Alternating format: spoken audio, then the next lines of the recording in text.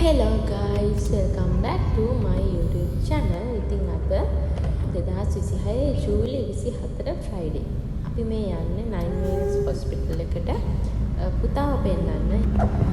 ඉතින් appointment time එක තිබ්බේ 9:36ට. අපි ගෙදරින්ම යද්දි 9 වුණා.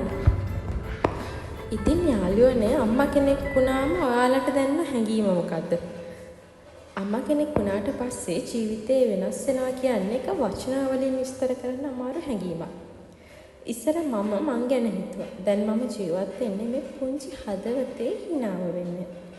එයාගේ පොඩි ඇඟිල්ල මගේ ඇඟිල්ල අල්ලන හැම මොහොතකම මට මතක් වෙන්නේ මට දැන් අතාරින්න අයිතියක් නැහැ කියලා.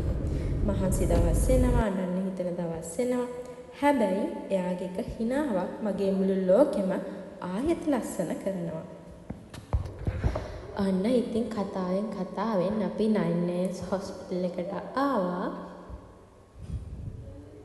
දැන් වෙලාව යාළුවනේ 9:00 පහු වෙලා. ඉතින් අපි පාකින් එකට වාහනේ දාලා ඔන්න දැන් ටගල ගියා ඇතුළට.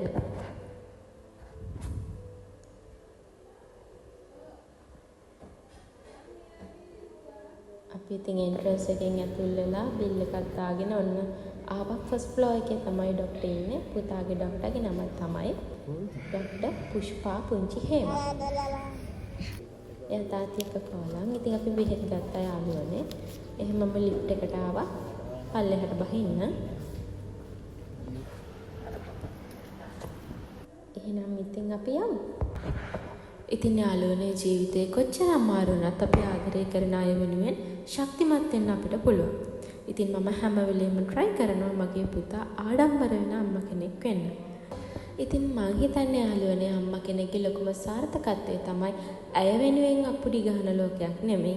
ඇගේ දරුවන් සතුටින් සෞඛ්‍යයෙන් තියෙන එක. ඉතින් thanks for watching.